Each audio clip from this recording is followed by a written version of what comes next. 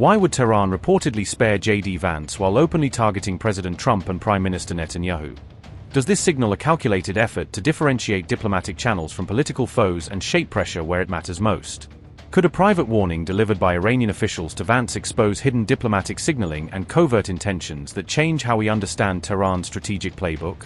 If a senior Iranian official has revealed a previously undisclosed claim about Jared Kushner, how might that new information reshape perceptions of his regional influence and backchannel activities? Is it true that Iran privately warned U.S. Vice President about alleged ties between Jared Kushner and real estate figure Witkoff? A bombshell report now alleges that an insider attempted to manipulate financial markets during the conflict, a claim that, if proven, would reveal dangerous efforts to profit from war and undermine market integrity during a crisis. A new report alleging a secret Iranian message to JD Vance has reignited speculation over another mystery, prompting renewed questions among analysts and commentators about Tehran's covert channels and the possible political implications for U.S. figures linked to the talks. Is this the reason U.S. Vice President was absent from Tehran's latest symbolic target list?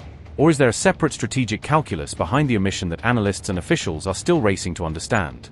Iran allegedly sent a private warning to U.S. Vice President JD Vance during June negotiations, a claim that, if true, suggests Tehran may have sought to influence or intimidate through discreet, high-level communications amid sensitive diplomatic exchanges. Tehran accused Jared Kushner and Steve Witkoff of exploiting insider negotiation details, alleging the duo used privileged information from confidential talks to gain an unfair advantage in financial dealings. Iran claimed the pair used confidential talks to manipulate financial markets for profit, asserting that those private negotiation details were converted into sizable, strategically timed investments that benefited the accused parties.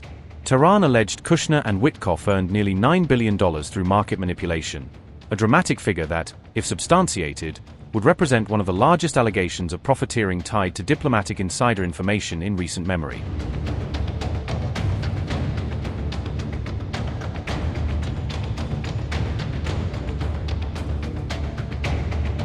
Iran warned Vance the pair's role could jeopardize efforts to secure lasting peace, signaling that Tehran viewed their actions as potentially undermining delicate diplomatic progress and long-term stability in the region.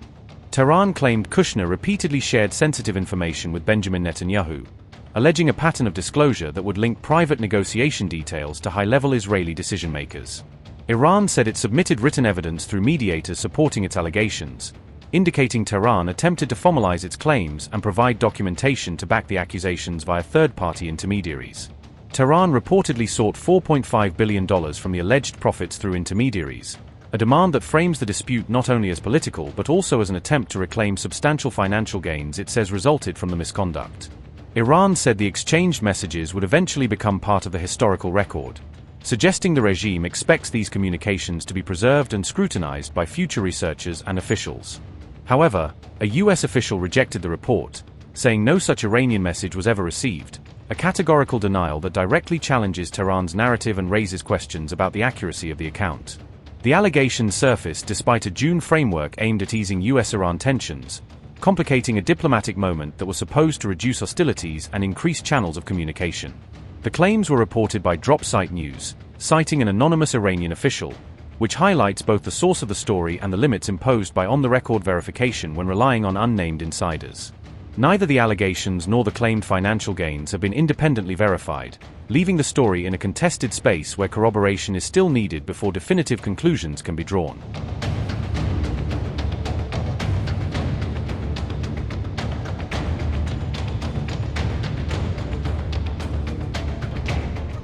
An Iranian newspaper has run a striking and controversial graphic that places crosshairs over images of former U.S. President Donald Trump and Israeli leader Benjamin Netanyahu, creating shock and alarm among international observers.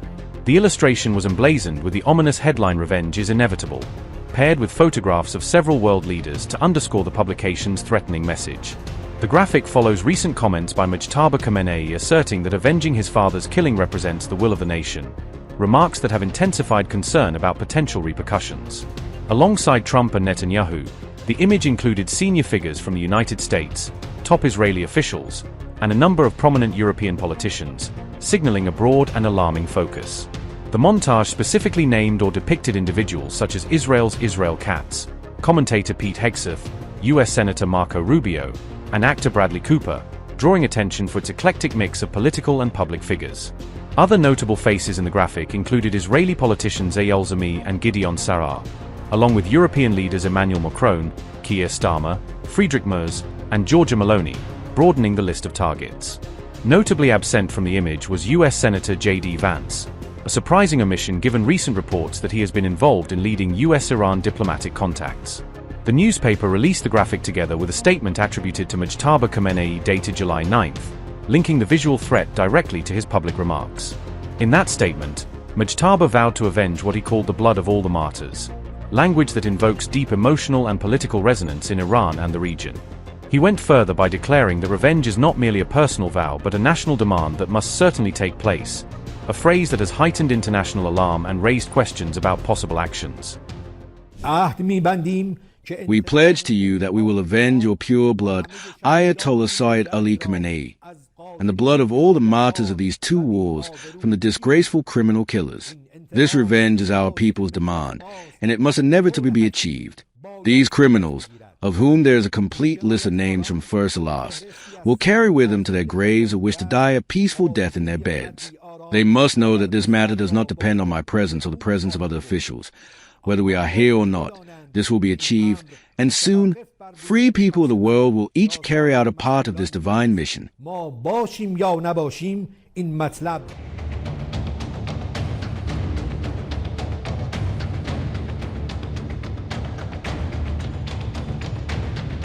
U.S. Vice President JD Vance accused elements within the Israeli government of attempting to undermine Washington's diplomatic outreach toward Iran. Vance made the remarks during a wide-ranging interview with podcast host Joe Rogan while discussing the Trump administration's Iran policy. The vice president said he had faced a well-funded political campaign following his support for the Iran peace memorandum. Vance said the attacks were aimed at discrediting him for backing President Donald Trump's negotiation strategy with Tehran. JD Vance said, and I quote, "There was this Time article that came out yesterday. It lists a bunch of people who have been paid by a former Trump campaign person who was himself paid by certain elements within the Israeli government. And those people are attacking me viciously for trying to accomplish the negotiation objective that the president set for the country." Unquote. Earlier, Time magazine reported that a pro-Israel influence campaign targeted young conservative voters across the United States. The report said former Trump campaign manager Brad Parscale helped lead the communications effort aimed at that audience. Time cited FORA filings alleging that the campaign was directed and financed by Israeli authorities. According to the report, the effort sought to prevent younger MAGA supporters from turning against Israel over the Iran conflict.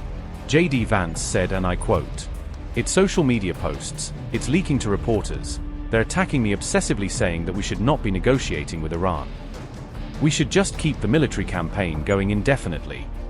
People have come after me and said I'm influenced by Qatar, that I'm influenced by foreign governments, that I take my marching orders from Tucker Carlson. And there's just so much out there. Foreign governments try to influence the United States all the time. Israel does it. Other countries do it. What bothers me is when American leadership allows that influence to affect their judgment and to affect what they are advocating for. There are some people within the Israeli system we know beyond a shadow of a doubt who are manipulating and trying to change American public opinion to keep the war going on indefinitely." Vance said President Trump opposed an Iranian nuclear weapon based on America's own strategic interests rather than pressure from foreign governments. The vice president has emerged as one of the Trump administration's strongest defenders of the Iran Memorandum of Understanding and renewed diplomacy.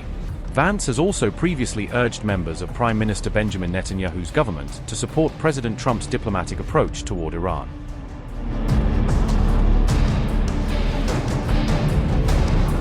On July 15th, the United States launched a rare wave of broad daylight airstrikes against targets inside Iran, marking a dramatic escalation in the conflict. The U.S. Central Command claimed the 90-minute barrage was aimed exclusively at Iranian military installations across multiple locations. CENTCOM initially insisted that only military facilities were struck, but videos circulating online quickly fueled questions over that narrative.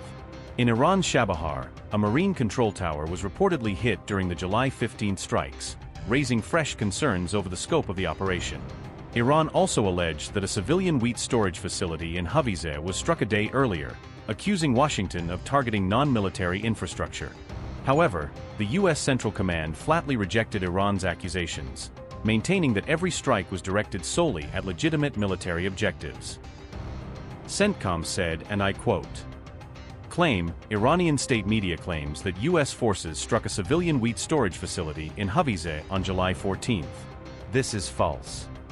Truth, on July 14th, U.S. forces hit Iranian military targets in Bandar Abbas, Khormuz, Awaz, Keshem, Tun, Bushehr, and Kui stacked to degrade Iran's ability to attack commercial shipping in the Strait of Hormuz. Meanwhile, Iran has targeted innocent civilians transiting the strait and in neighboring Gulf countries." End quote. Meanwhile, U.S. President Donald Trump warned that additional American strikes against Iran would continue if the situation escalates further. Has the war resumed? Well, I guess you could define it any way you want, but certainly we're beating them up really badly. They have to be beat up. We're hitting them very, very hard. We're hitting every single thing that they have along the shore, along the waterfront. I mean, literally 2 days ago, we had a deal, and then they broke it at the last moment. They broke it. Will these strikes continue? They'll continue until I say it's enough. I mean, they'll continue. They've been, the word the military likes to use is degrade. They've been degraded to a very low level. But we're going to hit them very hard tonight. We're going to hit them very hard tomorrow night. We're going to hit them very hard the night after. And then next week it gets really bad for them because next week comes the power plants. Next week comes the bridges. We're going to knock out all their power plants. We're going to knock out all their bridges unless they get to the table and negotiate. When you made the decision to launch Operation Epic Fury, was there a specific piece of intelligence that made you decide to launch this operation? Well, it was specific in the sense that it just never stops, and they're going to go forward, and they wanted a nuclear weapon. We knew they wanted a nuclear weapon. If they have a nuclear weapon, Israel wouldn't be here. Look, they said they didn't want a nuclear weapon. Well, they say that. Everything they say is a lie. They lie. I've never seen anything like it. You better make a deal. You're not going to have anybody left. We're being very careful with the civilian population, as you know, but I said, you better make a deal. You're not going to have anything left. And you think they will? They should. I don't know if they will or not.